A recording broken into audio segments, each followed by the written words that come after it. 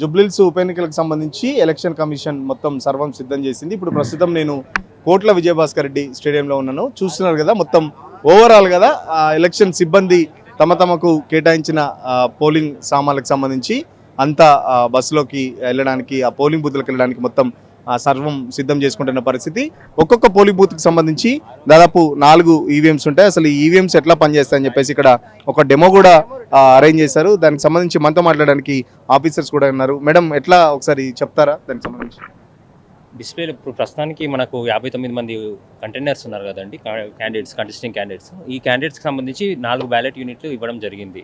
మీరు చూడొచ్చు, ఇప్పుడు ఈ 4 బ్యాలెట్ యూనిట్లు మన వరుస క్రమంలో ఒకదాని నుంచి 4వ బ్యాలెట్, 3వ దానికి 3వది, 2వ దానికి 1 కనెక్షన్ ఇవ్వడం జరుగుతుంది. ఇక్కడ ఉన్న బ్యాలెట్ యూనిట్ ఏదైతే ఉందో ఇది వివిప్యాడ్కి కనెక్ట్ చేస్తాము. వివిప్యాడ్ నుంచి కంట్రోల్ యూనిట్కి కనెక్ట్ చేస్తాము. ఈ కనెక్షన్స్ సరిగ్గా ఉన్న తర్వాత ఉదయం అనేది మన ఏదైతే మన పోలింగ్ పార్టీ ఉందో, ప్రస్తుతానికి ఇప్పుడు అందరు ఇక్కడ నుంచి బయలుదేరారు. వాళ్ళు వెళ్ళేసి అక్కడ రేపు మార్నింగ్ మాక్ పోల్ చేయడం జరుగుతుంది. మాక్ పోల్ ఒకసారి జరిగిన తర్వాత ఒరిజినల్ పోల్స్ చేయడం స్టార్ట్ అవుతుంది. అంటే ఒక్కొక్క స్టేషన్లో దాదాపు 4 ఈవీఎంస్ పెట్టారు. టెక్నికల్ ప్రాబ్లమ్స్ వచ్చినప్పుడు దానికి సంబంధించి ఎలా రిప్లేస్మెంట్ చేస్తారు, ఎట్లా ఉండబోతుంది? ఇది టెక్నికల్ ప్రాబ్లమ్స్ అంటే డిపెండ్స్ ఆన్ ద టైం. ఏ టైంలో ప్రాబ్లం వచ్చింది అనే దాన్ని బట్టి ఉంటుందండి. ఒకవేళ మాక్ పోల్ సందర్భంగా వచ్చింది అనుకోండి, ఎందులో ప్రాబ్లం వచ్చింది అనేది మనకు యూనిట్లో, డిస్ప్లే యూనిట్లో క్లియర్గా కనిపిస్తుంది. సో అది మాత్రమే మారుస్తారు. కానీ ఒరిజినల్ పోల్ ఏదైతే జరుగుతుందో ఆ టైంలో మాత్రం మొత్తం సెట్ని మార్చడం జరుగుతుంది. ఆ టైంలో ఒకవేళ వివిప్యాట్ మాత్రమే ఎర్రర్ అని వస్తే మాత్రం వివిప్యాట్ని మాత్రమే రీప్లేస్ చేయడం జరుగుతుంది. ఓకే, ఇప్పుడు జనరల్గా ఇప్పుడు మనం ఏంటంటే ఇది ప్రొసీజర్ ఏదంటే కంపార్ట్మెంట్లో 4 బ్యాలెట్ యూనిట్లు పెట్టడం జరుగుతుంది. దానికి లెఫ్ట్ సైడ్గా అరేంజ్మెంట్ చేసుకుంటారు వివిప్యాడ్ని. ఇది ఓటర్కి ఒక కంపార్ట్మెంట్ ఉంటుందండి. ఈ కంపార్ట్మెంట్లో క్లోజ్ చేయి ఉంటుంది.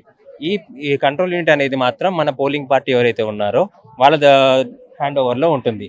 ఒక ఓటర్ వచ్చిన వెంటనే తన ఐడిని వెరిఫై చేసిన తర్వాత ఓపీఓ బ్యాలెట్ అనేది ఇష్యూ చేయడం జరుగుతుంది. ఈ బ్యాలెట్ ఇలా ఇష్యూ చేసినప్పుడు మీకు ఇక్కడ రెడ్ లైట్ ఆన్ అవుతుంది. At the same time ballot యూనిట్లో ఈ గ్రీన్ లైట్ ఆన్ అవుతుంది. ఇలా అయినప్పుడు తన ఓటర్ వచ్చి తనకు నచ్చిన క్యాండిడేట్ని ఏదైతే ఉందో దాన్ని ప్రెస్ చేసిన వెంటనే వివిప్యాట్లో మీకు ఆ సింబల్, ఆ క్యాండిడేట్కి సంబంధించిన సింబల్ మీకు డిస్ప్లేలో వస్తుంది. ఇలా మనము ఓటర్కి తను వేసింది ఏ క్యాండిడేట్కి అనేది క్లియర్గా తను తెలుసుకోవడం కోసమే ఇది మనం కన్ఫర్మేషన్ ఇస్తున్నాం. ఇలా ఒకటి తర్వాత ఒక ఓటర్ అయిపోయిన తర్వాత మీకు నెక్స్ట్ బ్యాలెట్ ఇష్యూ చేయడము, ఆ తర్వాత నెక్స్ట్ ఓటర్ ఓట్ వేయడం, ఇలా సాయంత్రం వరకు ప్రొసీజర్ కంటిన్యూ అవుతూనే ఉంటుంది. ఒక్కొక్క ఓటర్ వేయడానికి ఒక్కొక్క ఓటర్కి ఎంత టైం పడుతుంది? ఎందుకంటే చాలా వరకు సింబల్స్ ఉన్నాయి, చాలా మంది అభ్యర్థులు ఉన్నారు ఈసారి ఉప ఎన్నికకు సంబంధించి. అభ్యర్థులు ఎంతమంది ఉన్నా కానీ మనకు ఒకసారి బ్యాలెట్ ఇష్యూ చేసి దాన్ని ప్రెస్ చేయడానికి, డిస్ప్లేలో చూడడానికి మనకు 7 సెకండ్లు టైం అయితే కనిపిస్తుంది. ఒక ఓటరు ఓటు వేసిన తర్వాత తను వేసిన సింబల్ చూసుకోవడానికి 7 సెకండ్లు టైం పడుతుంది. ఇలా ప్రతిదీ కంటిన్యూగా నడుస్తూనే ఉంటుంది. అభ్యర్థులందరినీ చూసుకోవడానికి టైం పడుతుంది కదా, ఓటరు చాలా వరకు 4. మీరు అన్న ప్రకారంగా కూడా అభ్యర్థులను చూసుకోవడానికి టైం పడుతుంది కాబట్టి మనము ప్రతి పిఎస్ బయట డమ్మీ బ్యాలెట్లు ఏదైతే ఉందో అది పెట్టడం జరిగింది. సో ఎవరైతే ఓటు వేయడానికి వెళ్తున్నారో వాళ్ళు అందులో క్లియర్గా ఎన్నో బ్యాలెట్లో తన అభ్యర్థి, తను ఓటు వేయాలనుకున్న అభ్యర్థి ఎక్కడ ఉన్నాడో బయట కూడా చూసుకొని లోపలికి వెళ్తాడు. కాబట్టి మనం కొంచెం టైంని కట్ ఆఫ్ చేసినట్టుగా క్లియర్ కట్గా ఉంటుంది. కాబట్టి తను దానికి వెళ్ళి అక్కడ సింబల్ చూసి ఓటు వేసుకోవచ్చు. చాలా వరకు 4 ఒక్కొక్క పోలింగ్ బూత్ లో 4 ఈవీఎంలు ఉంటాయి. దాదాపు 59 మంది అభ్యర్థులు ఉన్నారని చెప్పేసి చెప్తున్న పరిస్థితి. ఒక్కొక్క ఓటరు దాదాపు ఒక్కొక్క ఓటర్కి సంబంధించి ఓటు వేయడానికి 7 to 10 సెకండ్స్ పట్టుందని చెప్పారు. 7 to 10 సెకండ్స్ పట్టుద్దని ఆఫీసర్ చెప్తున్న పరిస్థితి. మరో పక్కన ఎలక్షన్ సంబంధించి ఏర్పాట్లు చాలా పకడ్బందీగా చేస్తున్నారు. చూస్తున్నాం కదా, ఎలక్షన్ సంబంధించిన సామాగ్రి అంతా వాళ్ళ పోలింగ్ బూత్లకు అయితే తీసుకెళ్తున్న పరిస్థితి. ఓవరాల్ గా రేపు జరగబోయే ఉప ఎన్నికలకు సంబంధించి రేపు ఉదయం 7 గంటల నుంచి వెళ్ళి సాయంత్రం 6 గంటల వరకు పోలింగ్ అయితే జరగనుంది.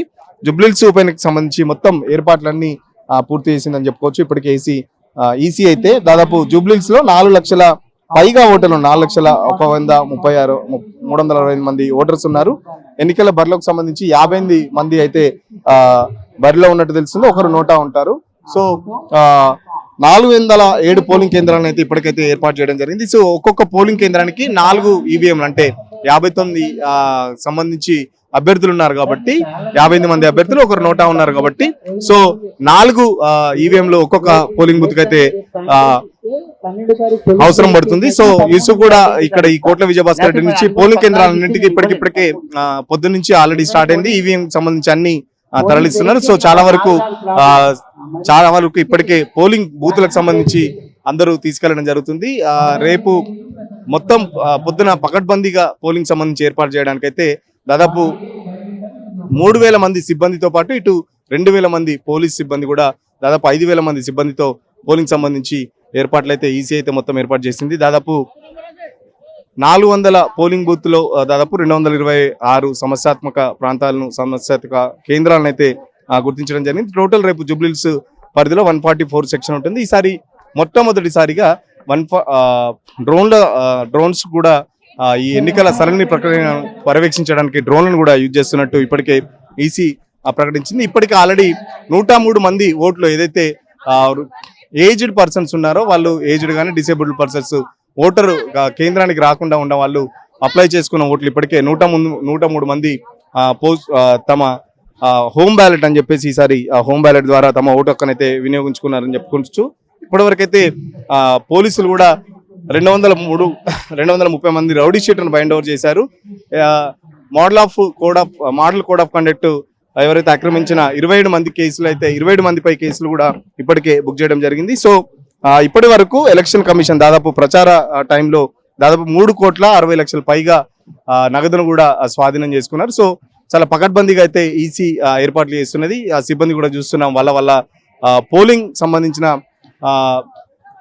పోలింగ్ వివిప్యాట్ కానీ లేకపోతే ఈవీఎం మిషన్స్ కానీ దానికి సంబంధించిన మిషన్స్ అన్ని తీసుకుపోయేందుకు సిబ్బంది అయితే చాలా ఉత్సాహంగా కనబడుతున్న పరిస్థితి. రేపు ఉదయం 7 గంటల నుంచి స్టార్ట్ అవుతుంది. 7 గంటలకు ముందు మాక్ పోలింగ్ అయితే స్టార్ట్ అవుతుంది. మాక్ పోలింగ్ ఆ పార్టీల ఏజెంట్ల సమక్షంలో మాక్ పోలింగ్ తర్వాత మళ్ళీ అసలైన పోలింగ్ అయితే స్టార్ట్ అవుతుంది. సో చాలా పకడ్బందీగా పోలీసులు అయితే ఏర్పాటు చేశారు. ఇప్పటికే ఓ పక్కన ప్రత్యారోపణలు కూడా ఎక్కువైనాయని చెప్పుకోవచ్చు. ఈ పొద్దున్నే హరీష్ రావు కూడా ఎలక్షన్ కమిషన్ కలిసి ఎలక్షన్ ప్రధానాధికారిని కూడా కలవడం జరిగింది. కాంగ్రెస్ పార్టీ చాలా పెద్ద ఎత్తున దొంగ ఓట్లతో ఈ ఎన్నికల్లో గెలవడానికి ప్రయత్నం చేస్తుంది. మరో పక్కన ఓటర్లకు సంబంధించి అటు చీరలు కానీ గ్రైండర్లు కానీ విచ్చలవిడిగా డబ్బు పంపించేసిందని చెప్పేసి ఈ రోజు మార్నింగే హరీష్ రావుతో ఒక బృందం కూడా ఈసీని అయితే కలిసింది. సో చాలా వరకు కాంగ్రెస్ పార్టీ ఇటు బీఆర్ఎస్ పార్టీ ఈ దొంగ ఓట్లకు సంబంధించి కాంగ్రెస్ పార్టీ కూడా గతంలోనే బీఆర్ఎస్ పార్టీ 10 ఏళ్లతో హయాంలోనే దొంగ ఓట్లు చాలా వరకు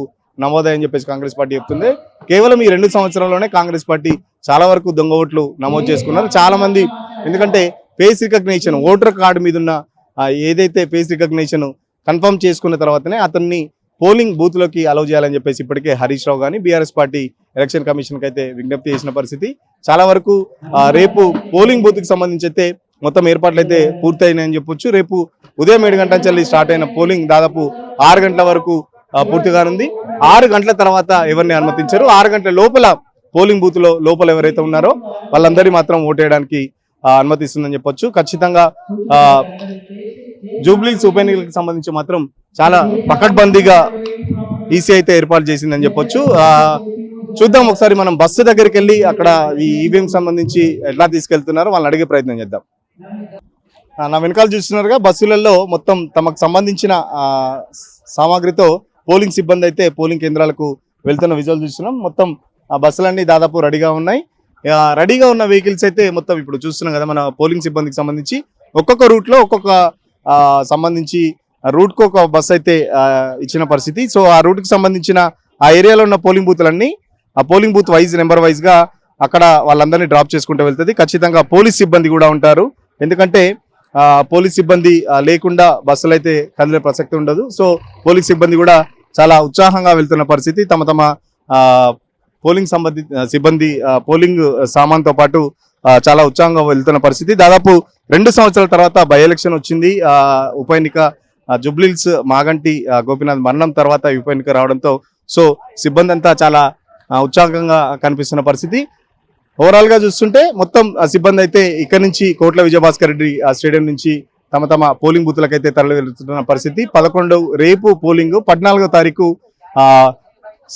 దానికి సంబంధించి రిజల్ట్ కూడా ఉంది. సేమ్ 14వ తారీఖు కూడా ఇక్కడే కోట్ల విజయభాస్కర్ రెడ్డికి సంబంధించి స్టేడియంలోనే కౌంటింగ్ ఏర్పాట్లు కూడా ఇక్కడే కూడా ఎలక్షన్ కమిషన్ అయితే ఏర్పాటు చేయడం జరిగింది. సో 14వ తారీఖు రేపు ఉదయం 7 గంటల నుంచి 6 గంటల వరకు పోలింగ్ అయిపోవడంతో 14వ తారీఖు ఉదయం 8 గంటలకు ఫస్ట్ బ్యాలెట్ ఓట్లు లెక్కించిన తర్వాత మళ్ళీ ఓవరాల్ గా లెక్కింపు అయితే స్టార్ట్ అవుతుంది. దాదాపు ఒక 11-12 గంటల తర్వాత ఒక ఫిగర్ అయితే ఎవరు గెలుస్తారని ఒక అంచనాకి అయితే రావచ్చు. ఖచ్చితంగా అటు ఈ పోలింగ్ ఏర్పాట్లతో పాటు కౌంటింగ్ ఏర్పాట్లు కూడా కోట్ల విజయభాస్కర్ రెడ్డి ఆ స్టేడియంలో అయితే ఏర్పాటు చేయడం జరిగింది. సో మొత్తం 144 సెక్షన్ ఉంది. ఎవరిని కూడా ఇక్కడ వితౌట్ ఐడి కార్డ్ ఇక్కడ ఎవరిని సిబ్బందిని కూడా కానీ ఎవరిని కూడా రాణించే పరిస్థితి లేదు. సో రేపు ఏదైతే పోలింగ్ అయిపోయిన తర్వాత మొత్తం మళ్ళీ పోలింగ్ ఏదైతే ఈవీఎంస్ ఉన్నాయో వాటినన్నిటి ఇక్కడికే తీసుకొచ్చి భద్రపరుస్తారు. దానికి 3 అంచెల భద్రతా వ్యవస్థ ఉంటుంది. రాష్ట్ర పోలీసులతో పాటు సెంట్రల్ బలగాలు కూడా ఇక్కడ పెద్ద ఎత్తున మోహరించడం జరుగుతుంది. సో రేపు పోలింగ్ తర్వాత మళ్ళీ సేమ్ ఇవే బస్సులలో అంత సిబ్బంది మళ్ళా ఇక్కడికి తీసుకొచ్చి వాటికి పోలింగ్ అయిన సామాన్ అంతా తీసుకొచ్చి మళ్ళీ ఇక్కడే పెట్టడం జరుగుతుంది. సో మళ్ళీ 14వ తారీఖు ఉదయం 8 గంటలకైతే కౌంటింగ్ అయితే స్టార్ట్ అవుతుంది. సో చాలా సీరియస్ గా అటు జూబ్లీహిల్స్ ఎన్నికలకు సంబంధించి చాలా అటు కాంగ్రెస్ కానీ ఇటు బీజేపీ కానీ బీఆర్ఎస్ కానీ చాలా హోరాహోరీ ప్రచారం అయితే సాగింది. సో ప్రచారానికి సంబంధించి పక్కన పెడితే రేపు పోలింగ్ ఎవరు ఓటర్లు ఏ పార్టీని ఆదరిస్తారనేది రేపు సాయంత్రం వరకు అయితే ఎగ్జిట్ పోల్ ద్వారా తెలుసుకునే అవకాశం అయితే ఉంది. సో ఇది ఓవరాల్ గా ఎలక్షన్ ఏర్పాట్లకు సంబంధించి కోట్ల విజయభాస్కర్ రెడ్డి స్టేడియం నుంచి ఏర్పాట్లకు సంబంధించి స్పెషల్ మాక్ లైవ్. వీడియో జర్నలిస్ట్ సతీష్తో సురేష్, తొలి వెలుగు కోసం. అసలైన తొలి వెలుగు. ఫాలో వాట్సాప్ @తొలి వెలుగు అఫీషియల్.